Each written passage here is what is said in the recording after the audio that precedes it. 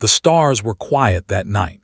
Station Theta 9 floated in the darkness of space, far from any planet or sun. It was a neutral place, built for peace talks between different species. For 300 years, no blood had been spilled there, until now. General stood at the large window of the meeting room. She was 42 years old, with short black hair and tired eyes. Behind her sat General and General Sara. The three women had fought together for 20 years. They had won battles that seemed impossible. They had saved millions of lives. Now, they were here to end a war that had lasted too long. "The council representatives will arrive soon," said. She was the youngest of the three, only 35. Her voice was calm, but her fingers tapped the table.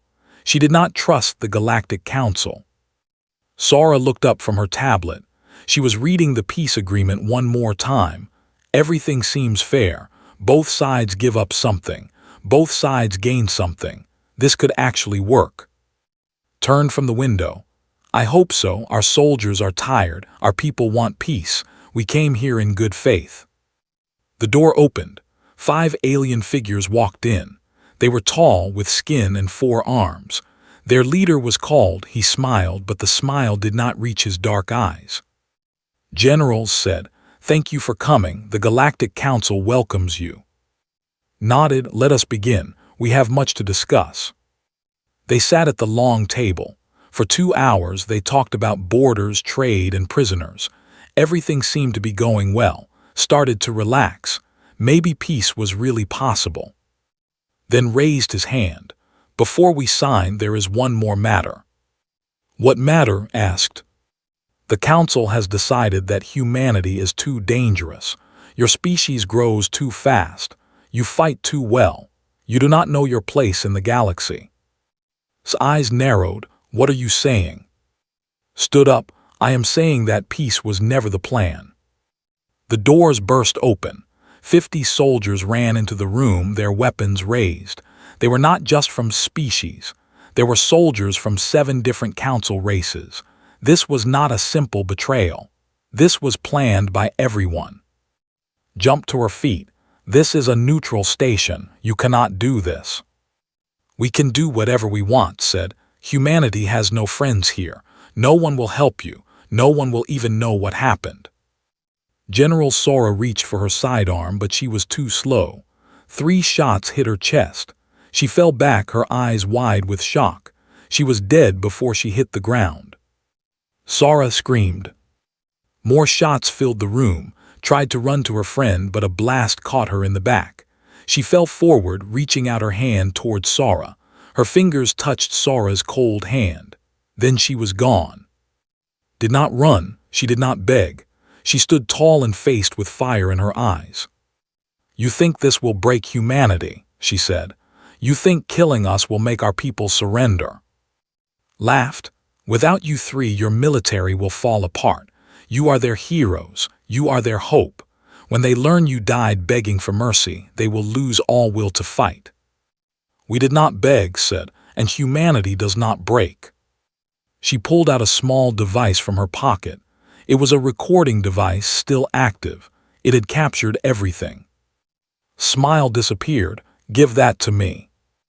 "It is already transmitting," said. "Earth will know. Everyone will know. You killed us during peace talks. You murdered us in cold blood, and humanity will make you pay for it." Grabbed a weapon from a soldier. "Then you die now." He fired. The blast hit in the heart. She fell slowly, still looking at with those burning eyes. Even as she died, she smiled, because she knew what was coming. 8 hours later, the transmission reached Earth. Admiral was sleeping when his phone rang. He was 60 years old, a veteran of 3 wars. He had seen terrible things, but when he watched the recording, his hands began to shake. He saw Sara fall. He saw reach for her friend. He saw stand tall until the very end. He heard her last words, and something inside him went cold. Had known all 3 generals. He had trained with 30 years ago, was his best friend's daughter. Sara had saved his life twice. Now they were gone, murdered by cowards who hid behind a white flag. He made one call, then another. Then another. Within 1 hour, every military commander on Earth had seen the recording. Within 2 hours, the United Earth Assembly was called to emergency session.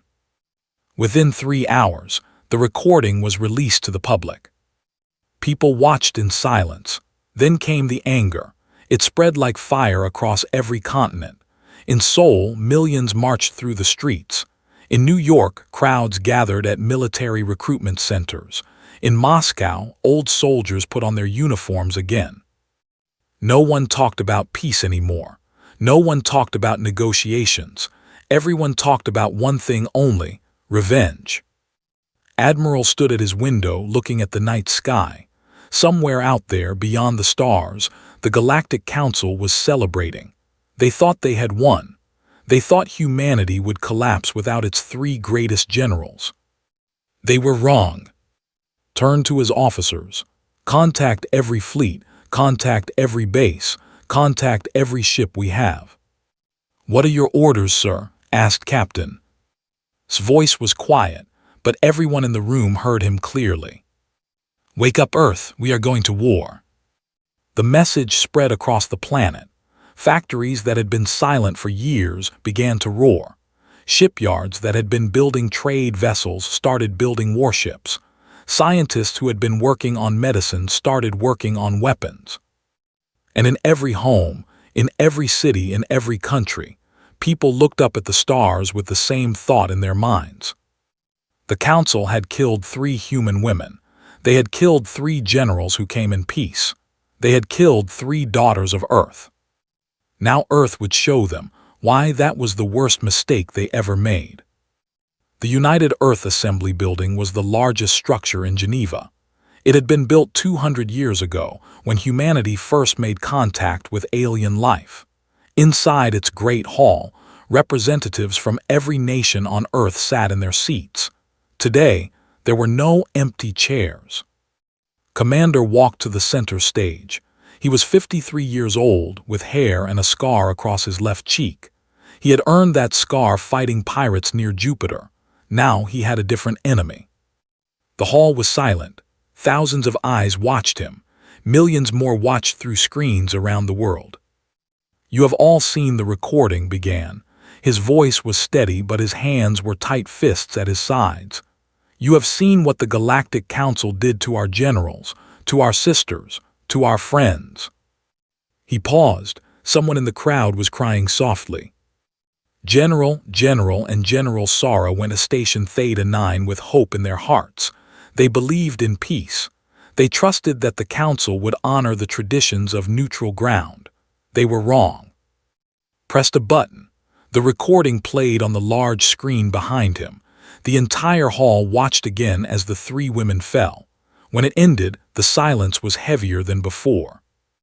"The Council thinks we are weak," said. "They think that without our greatest leaders we will break. They think humans are young, foolish, and easy to control. They are wrong about that too." He looked around the room. "I am not here to ask for permission. I am here to tell you what is going to happen. We are going to war, not for territory, not for resources, not for power. We are going to war because 3 of our daughters were murdered, and we will not let that stand." A representative from Japan stood up. "Commander, the Council has thousands of ships. They have dozens of species working together. How can we hope to win?" Smiled. It was not a happy smile. "The Council has numbers. We have anger. And in my experience, anger is stronger." The representative from Brazil spoke next. "What about our colonies, our trade ships? If we go to war, the Council will attack our civilians." "They will try," said. "That is why we will not give them the chance.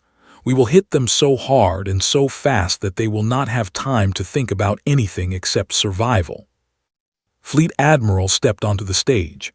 She was 60 years old, the highest-ranking officer in the Earth Navy. Her white hair was pulled back tight, and her eyes were like ice. "I have already given the orders," she said. "Every ship is being recalled. Every weapon is being checked. Every soldier is being prepared. In 72 hours we will be ready." The hall erupted in noise. Some people were shouting support. Others were asking questions. A few looked scared. Raised her hand. The noise stopped. I know some of you are afraid. You should be. War is terrible. People will die. But let me tell you something. She pointed at the screen where the recording had played. Those 3 women were not just generals. They were symbols. They showed the galaxy that human women could be warriors, leaders, heroes. The Council killed them because they were scared of what those women represented. She stepped forward. If we do nothing, the Council will see us as prey. They will come for our colonies next, then our trade routes, then Earth itself. The only way to survive is to show them that attacking humanity has a price so high that no one will ever want to pay it again. Admiral walked onto the stage and stood beside her. I knew General for 30 years. I watched her grow from a young soldier to the greatest commander our species has ever produced. She sent that recording to us because she knew what it would mean. She gave her life to show us the truth about the Council. His voice broke slightly. He took a breath and continued. We owe her. We owe all 3 of them. Not tears, not speeches. Action. We owe them the kind of response that will echo through the galaxy for 1,000 years. The representative from Korea stood up. My country will provide everything it has. Ships, soldiers, factories, whatever is needed. One by one, other representatives stood. China, America, Russia, India, Germany, France, Nigeria, Brazil, Japan, Australia. Every nation on Earth rose to their feet. We are with you, they said, until the end. Outside the assembly building, the crowds had grown. Millions of people filled the streets of Geneva. They held signs with the faces of the 3 generals. They chanted their names. Sara. The chants spread from city to city around the world. In shipyards across the planet, workers began double shifts, then triple shifts. No one complained. No one went home. They built ships faster than anyone thought possible. In military bases, soldiers trained without rest. Veterans who had retired years ago returned to service. Young people who had never held a weapon before learned to fight. In laboratories, scientists worked on new technologies. Better shields, faster engines, deadlier weapons. Everything that could help in the war was pushed forward. Fleet admirals stood in the command center of Earth's largest military base. Screens surrounded her, showing activity from every continent. She watched the numbers climb, ships ready, soldiers ready, weapons ready. Captain approached her. Admiral, the Council has sent a message. They say if we surrender now, they will be merciful. Laughed, it was a cold, hard sound. Merciful, like they were merciful to our generals. What should I tell them? Thought for a moment, then she wrote a message with her own hand. It was short, only 4 words. Come and find out. She gave it to, send that to the Council, and make sure everyone in the galaxy can hear it. The message was broadcast across every channel. Every species in the known galaxy heard it. Most of them laughed. Humanity was small. Humanity was young. Humanity was doomed. But some of the older species did not laugh. They remembered stories from long ago. Stories about a small blue planet where creatures killed each other over ideas, where nations rose and fell in fire and blood, where weakness meant death and strength meant survival. They remembered why the Council had always been careful around humans. And now the humans were angry. On the last night before the fleet launched, Admiral visited a memorial that had been built for the 3 generals. Their faces were carved in stone, looking up at the stars they had loved. He placed 3 flowers at the base of the memorial, one for Sara. We're coming, he whispered. We're going to finish what you started, and when we're done, the whole galaxy will know your names. He saluted the memorial one last time. Then he turned and walked toward his ship. Behind him, the flowers swayed gently in the wind. Above him, the stars waited. Earth was going to war. The Council's capital world was called Nexus Prime. It was a beautiful planet covered in silver towers and golden domes. 50 billion aliens lived there from 100 different species. They believed they were safe. They believed their fleet of 10,000 ships would protect them. They believed wrong. Captain stood on the bridge of the battleship's Fury. It was the lead ship of the human fleet. Behind it, 3,000 more ships waited in the darkness between stars. They had traveled for 6 days through hidden routes that the Council did not know about. Now they were here, just outside the Nexus system, just beyond the range of Council sensors. "All ships report ready," said Lieutenant. She was young, only 25, but her eyes were hard. Her brother had served under General. He had died in a battle 2 years ago. Now she wanted to honor his memory. Nodded, "Signal the fleet. We jump in 60 seconds." The message spread from ship to ship. 3,000 crews prepared for battle. Some of them prayed. Some of them checked their weapons one more time. All of them thought about the 3 women who had died for peace. Admiral's voice came through the communication system. She was on the command ship far behind the attack fleet, coordinating everything. "Remember why we are here," she said. "Remember, Sora. Show the Council what happens when you murder our people." The countdown reached 0. Space itself seemed to tear apart as 3,000 human ships jumped into the Nexus system. They appeared like ghosts, right on top of the Council's defense line. The aliens had expected an attack someday. They had not expected it so soon. They had not expected it to be so large. Captain watched the chaos unfold on his screens. Council ships were scrambling to respond. Commanders were shouting orders that no one could follow. Weapons were firing in random directions, hitting nothing. "All batteries open fire," ordered. This Fury shook as its massive guns released their power. Beams of blue light cut through the darkness, striking Council ships with terrible force. Shields failed. Hulls broke apart. Ships exploded like small suns. All around the system, the same scene repeated. Human ships tore through the Council fleet like wolves through sheep. The aliens fought back, but they were too surprised, too disorganized. For every human ship that fell, 20 Council ships died. Admiral led the second wave. His ship, the Sora's Vengeance, carried a special payload. It was a new weapon designed just for this battle. Scientists had worked without sleep for weeks to finish it. "Target their command station," said. The Sora's Vengeance fired. A single missile flew toward the massive space station that controlled the Council's defense network. The aliens tried to shoot it down, but it was too fast, too small. It hit the station and released a wave of energy that spread in all directions. Every Council computer in the system stopped working. Ships that had been fighting suddenly went dark. Defense platforms stopped firing. Communication systems died. The Council's greatest strength, their technology, had become their greatest weakness. "Now," said, "hit them with everything." The human fleet advanced. Without their computers, the Council ships could barely move. They were sitting targets. Human weapons tore them apart one by one. In 3 hours, the mighty Council fleet was reduced to scattered debris floating in space. Captain guided his ship toward Nexus Prime itself. The planet's orbital defenses were still active, running on backup systems.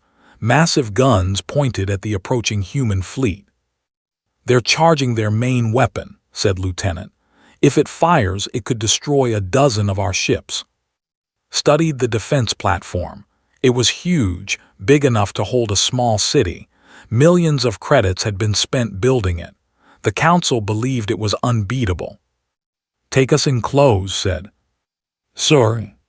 "Close, as close as we can get." This Fury flew straight toward the platform. Smaller guns fired at them, but the ship's shields held.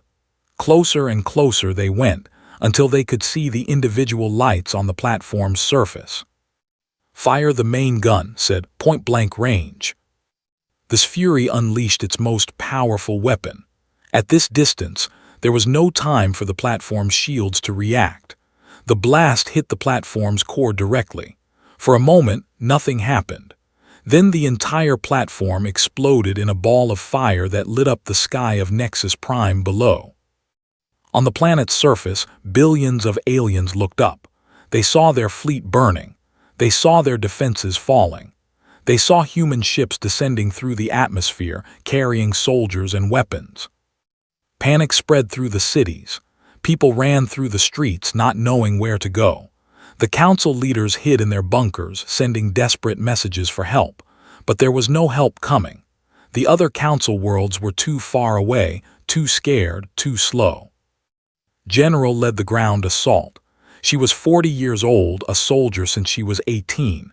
She had fought in a dozen campaigns, won 100 battles, but this was different. This was not about winning. This was about sending a message. Her transport ship landed in the main plaza of the capital city. Around her, hundreds of other ships did the same. Human soldiers poured out, their weapons ready. The council had guards, but they were not soldiers. They had never faced real combat. When they saw the humans coming, most of them dropped their weapons and ran. "Secure the government buildings," ordered. "Find the council members. Do not let them escape." Her soldiers moved through the city like a wave. They did not destroy buildings. They did not harm civilians who did not fight. But anyone who raised a weapon against them was dealt with quickly and without mercy. Lieutenant led a team toward the council chambers.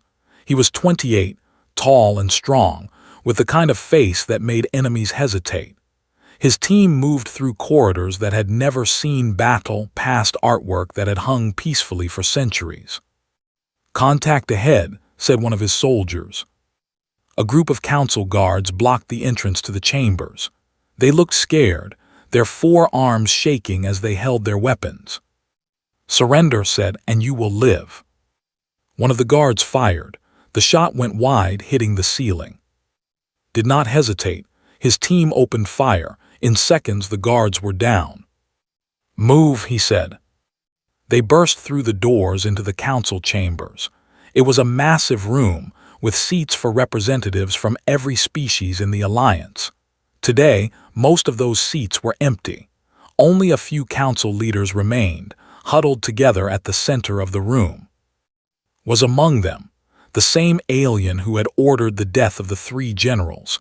He looked up with fear in his dark eyes. "Wait," said, "we can negotiate, we can make a deal." Walked closer, his weapon was still raised. "You had your chance to negotiate," he said. "You used it to murder our generals." "That was a mistake, we see that now. Please, we can fix this."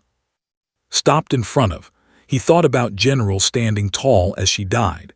He thought about General reaching for her friend. He thought about General Sora falling with surprise in her eyes.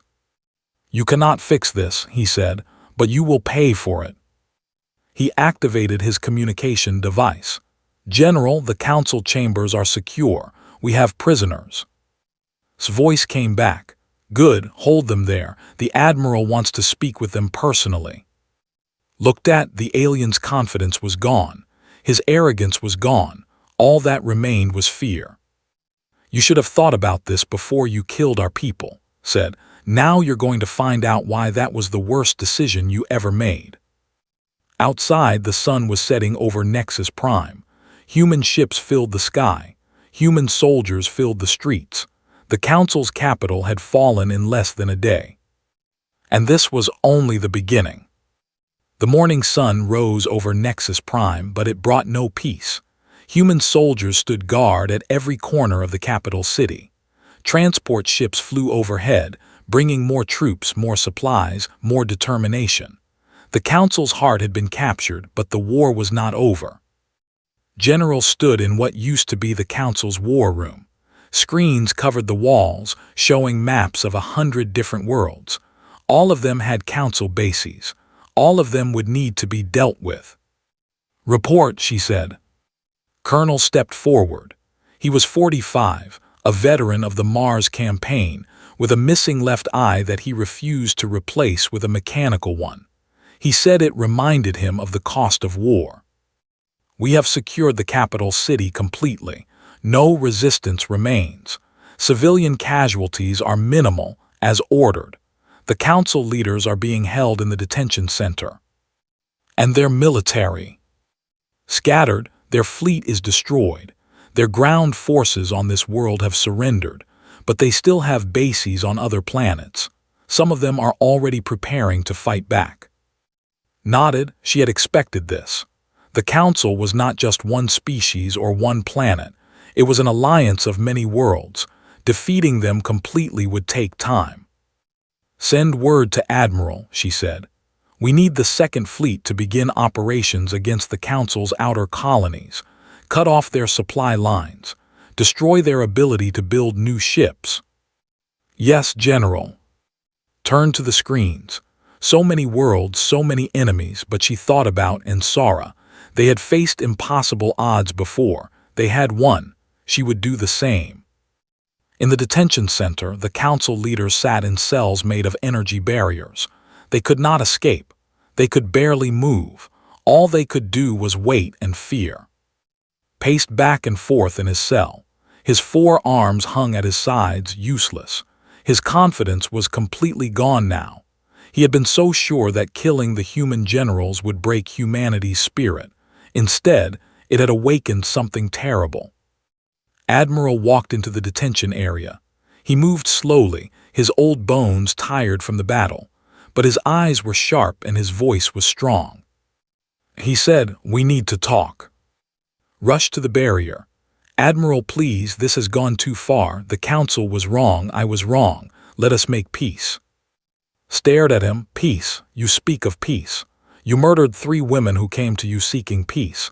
You shot them down like animals, and now you want mercy." "The decision was not mine alone. The council voted. I was just following orders." "Following orders," laughed bitterly. "Every tyrant in history has said the same thing. Every killer, every coward." He stepped closer to the barrier. "Let me tell you something about humans. We are not a forgiving species. We remember our dead. We honor their memory, and we punish those who hurt them." "What do you want from us?" asked. "Territory, resources, we will give you anything." "I want something you cannot give," said. "I want my friends back. I want to see Smile again. I want to hear laugh. I want to watch Sora win another impossible battle. Can you give me that?" Said nothing. "No," said, "you cannot. So instead you will give us something else. You will give us justice." He turned and walked away, leaving alone with his fear. Outside the city, the human forces continued their advance. General led her troops through the Council's last stronghold on Nexus Prime, a military base built into a mountain. The aliens inside had refused to surrender. They believed the mountain would protect them. They were wrong. Lieutenant's battalion reached the base first. The entrance was sealed with massive doors made of metal that could stop most weapons. But humans had learned long ago how to break through any barrier. "Set the charges," ordered. His soldiers placed explosives along the door's edges. They moved back to a safe distance, gave the signal. The explosion shook the ground. When the dust cleared, the door was gone. "Move in," said. The fighting inside was fierce. The council soldiers knew they were trapped. They had nowhere to run, so they fought with everything they had. But human soldiers were better trained, better equipped, and driven by something the aliens could not understand. Revenge. Room by room, corridor by corridor's battalion cleared the base. They took prisoners when they could. They eliminated threats when they had to. By the time the sun set again, the base was silent. General arrived as the last prisoners were being brought out. She looked at the mountain, at the damage done, at the bodies being carried away. "How many did we lose?" she asked. 47, said, "and 200 wounded." Closed her eyes for a moment. 47 more families would receive terrible news. 47 more names would be added to the memorial. War always demanded payment in blood. "Make sure their families are personally," she said, "and make sure their sacrifice is remembered." "Yes, General." That night visited the prisoners. They were being held in temporary camps outside the city. Thousands of council soldiers sat in rows, their weapons taken, their pride broken. They had been told they were the greatest military force in the galaxy. They had believed they could never lose. Now they knew the truth. One prisoner, an officer from his personal guard, looked up as approached. "Why?" he asked. "Why are you doing this? It was just 3 people, 3 humans. Why destroy everything we built because of 3 deaths?" Stopped, she looked down at the alien with something that might have been pity. "You do not understand," she said. "It was never just about 3 deaths. It was about what those deaths meant. It was about trust. It was about honor. You broke the most sacred rule of diplomacy. You killed people who came to you in peace. It was a strategic decision, nothing personal." "Everything is personal to humans," said. "That is what you never understood. We do not think like you. We do not calculate the cost and benefit of every life. When one of us is hurt, all of us feel the pain. When one of us is killed, all of us want justice." She turned to leave, then stopped. "General was my teacher," she said quietly. "She taught me everything I know about war. General was my friend. We served together for 10 years. General Sara saved my life at the Battle of Titan. I owe her everything." The alien officer said nothing. "You asked why we are doing this," continued. "That is why, not strategy, not politics. Love, loyalty, grief. Things that your council will never understand." She walked away into the darkness. Back in the council chambers, Admiral arrived to address the remaining council leaders. They had been brought from their cells, forced to stand in the same room where they had once ruled the galaxy. "The Galactic Council is dissolved," announced. "Your alliance is over. Your military is destroyed. Your authority means nothing now." One of the council members, an old alien with skin like cracked leather, spoke up. "You cannot do this. The council has existed for thousands of years. You cannot just end it." "Watch us," said. "You created this council to control other species, to keep them weak, to make sure no one could challenge your power. That ends today." She held up a document. "This is a new agreement. Every species that signs it will be free. Free to make their own decisions. Free to build their own futures. Free from the council's control." "No one will sign that," said the old alien. "They are afraid of you just as much as they were afraid of us." "Perhaps," said, "but fear of us will make them better. Fear of you only made them slaves." She dropped the document on the floor in front of them. "You have 1 day to sign this. After that, we will continue our advance. Every council world will fall. Every council base will burn. This is not a threat. This is a promise." She turned and walked out of the chamber. Behind her, the council leaders looked at each other with despair in their eyes. They had gambled everything on one act of violence. They had lost. 3 months had passed since the Battle of Nexus Prime. The galaxy had changed. The Galactic Council, which had ruled for thousands of years, was gone. Its leaders were prisoners. Its fleets were dust. Its power was a memory. Commander Bora stood on the observation deck of the space station that had replaced the Council's headquarters. She was 38 years old, chosen to be humanity's voice in the new galactic order. Through the windows, she could see ships from dozens of species arriving. Today was the day the new alliance would be announced. Admiral walked up beside her. He looked older than he had 3 months ago. War aged everyone but carried an extra weight. The weight of friends lost. The weight of decisions made. The weight of a victory that still felt incomplete. "Are you ready?" he asked. Bora nodded. "As ready as I will ever be." "Remember what always said. When you speak for humanity, speak with both strength and wisdom. Show them we are not just warriors. Show them we can be builders too." "I remember," said Bora. "I learned from her, from all of them." The announcement ceremony was held in the station's great hall. Thousands of representatives from hundreds of species filled the seats. Many of them had once been council members. Many others had been under council control. Now they were all equal. Bora walked to the center platform. Every eye watched her, every ear listened. 3 months ago, she began, humanity came to this part of space seeking peace. We sent our best leaders, our commanders, our bravest heroes. We sent General Sara. She paused. The hall was completely silent. They were murdered, killed by the very people they came to negotiate with, killed during peace talks, killed in cold blood. She looked around the room. Some of the aliens lowered their eyes in shame. Others met her gaze with respect. We could have responded with hate. We could have destroyed everything the council built. We could have punished every species that ever worked with them. She shook her head. But that is not what our generals would have wanted.